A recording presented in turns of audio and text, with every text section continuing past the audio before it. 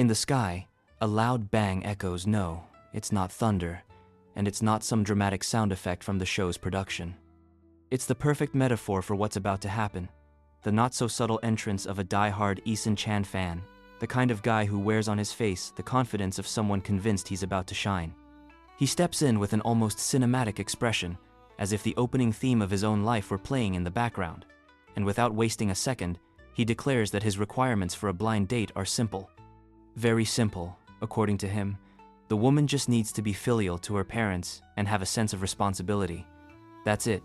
Easy, right? Well, buckle up, because this is the first of many contradictions we're going to see today. The thing is, simple requirements in speech don't always translate into simple behavior in practice. Because the moment he lays eyes on the female participant, we get the first plot twist. He starts complaining. Not discreetly, not with a subtle aside to the host, but openly enough for everyone in the studio to notice. He says she doesn't match his aesthetic standards, and he doesn't stop there. He refuses even the most basic sign of civility, a handshake. That's right, the one gesture even two politicians who hate each other can pull off in public. He turns it down. But then comes the unexpected turn. He shifts his gaze, locks eyes with the woman's friend, and instantly it's like he spotted the last slice of pizza after a whole day without eating. His eyes light up, his smile widens, and without the slightest filter he blurts out, "That's exactly my type." You can already imagine the vibe. If this were a cartoon, the participant's face would have turned into one of those glitchy error screen emojis. What was supposed to be a straightforward, well-structured blind date instantly turns into an awkward scene for four people at once.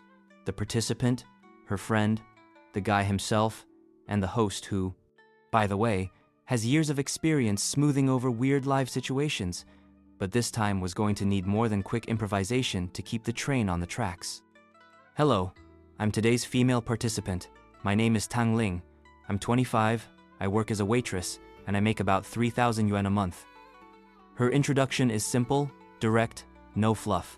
Tang Ling is the kind of person who shows right away she's not trying to impress you with wild stories or overblown accomplishments, and honestly, that's a rare quality. Her posture is open, her voice steady, and she carries a faint, genuine smile. Tang Ling is cheerful and kind by nature. She's not the type of woman who stops an entire room in its tracks when she walks in, but she's far from invisible. She's not cover model stunning, but she's definitely not unattractive either. She has what many would call an approachable beauty, a face you could imagine belonging to a neighbor, a college classmate, someone you see every morning at your regular coffee shop. And here's the thing, this kind of beauty, in real life, often translates into more stable, less vanity-driven relationships.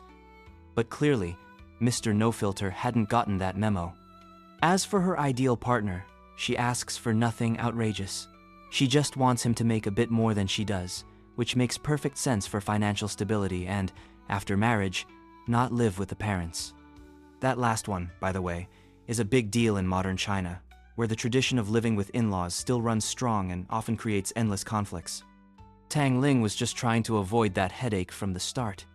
While the host was still chatting with her about her job, our male lead decided he couldn't wait for his turn and jumped in. With zero hint of shyness and a vibe that screamed, "I'm here to change the course of this show," he said, "Hi, I'm Hao Mingshou. I'm 30. I used to work in software development, but now I'm in the HR department of a tech company, making about 6,000 yuan a month." Despite being only 30, he looked like he might have crossed a couple of extra time zones as if life had aged him a few bonus years. Not that it's a crime, but the contrast between his stated age and his appearance was hard to miss. He said he had never had a girlfriend and repeated that his dating requirements were simple. "I want a woman who's 1.65 meters tall, over 25, filial to her parents, and responsible. Other than that, I have no demands."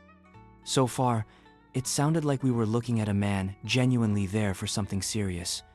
But as a saying I just made up goes, the devil's in the details, and in the actions. Seeing the two women in front of him, Hao Mingshou lit up like someone who just got a surprise work bonus and hasn't told anyone yet. Before even figuring out who the actual contestant was, he leaned forward, lifted his chin, and as if auditioning for a talent show began to sing. And not just any song. It was an Eason Chan classic, his idol's work. He sang with the conviction of someone who believes music can instantly win hearts. The problem?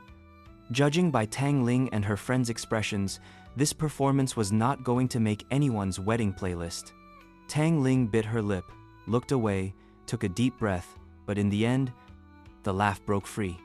Her friend, meanwhile, wore that polite smile we've all put on when someone insists on showing a skill that's clearly not ready for prime time.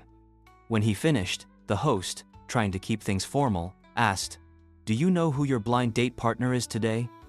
And that's when the awkwardness leveled up. He answered wrong and, without missing a beat, said he had been singing to the woman in white, who, as we know, was Tang Ling's friend. Cue the dead silence.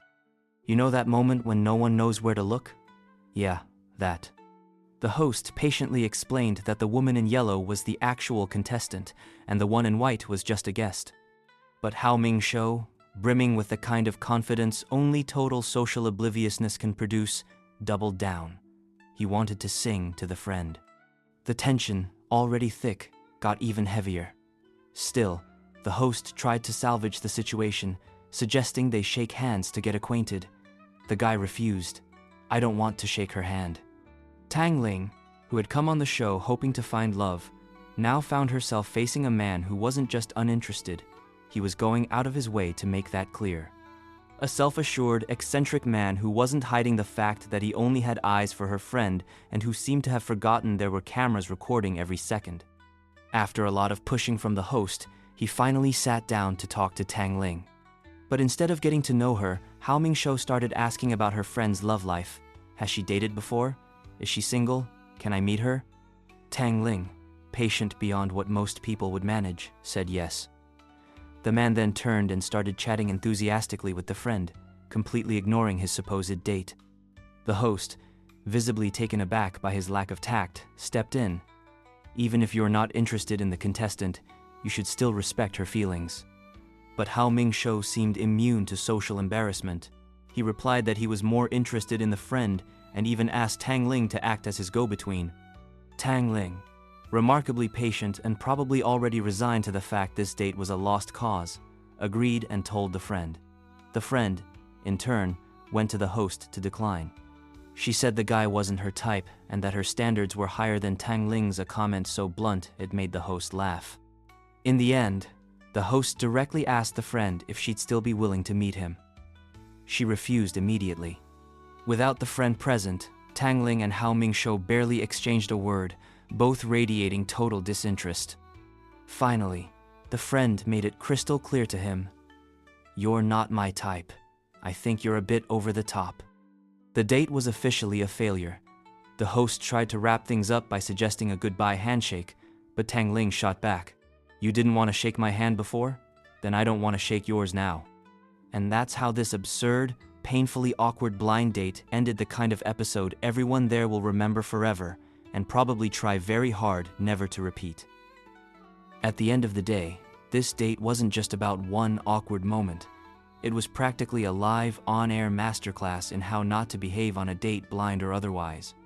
From the moment he stepped on stage, Hao Ming Shou showed that those simple requirements he kept repeating were nothing but pretty talk.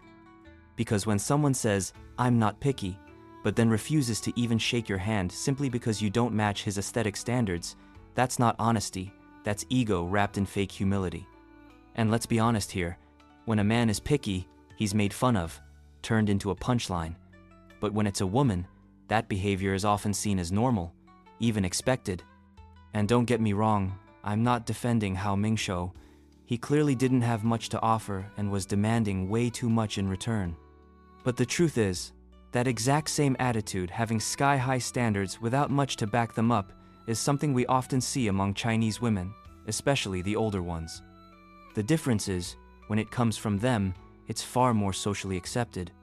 Back to the show, Tang Ling showed a level of patience most people simply wouldn't have. She smiled, answered every question calmly, and even agreed to play matchmaker between the guy and her own friend. If she made any mistake here, it was being way too polite to someone who didn't deserve it. The friend? She handled it like a pro. She was direct, honest, and didn't waste a second. She could have sugarcoated things to avoid embarrassment, but she told the truth instead. And honestly, in a dating world where people constantly tiptoe around to avoid conflict, that's refreshing. And the host? This man deserves hazard pay. With years of experience and quick thinking, he kept this from turning into an even bigger disaster. But even he couldn't hide the fact that the whole thing was falling apart in real time. The takeaway? Confidence without self-awareness isn't charm, it's arrogance in disguise. And while television loves a bit of drama, in real life this kind of behavior doesn't win hearts, it burns bridges. So to sum it up, Hao Mingshou didn't just lose a date, he lost the respect of everyone watching. And Tang Ling?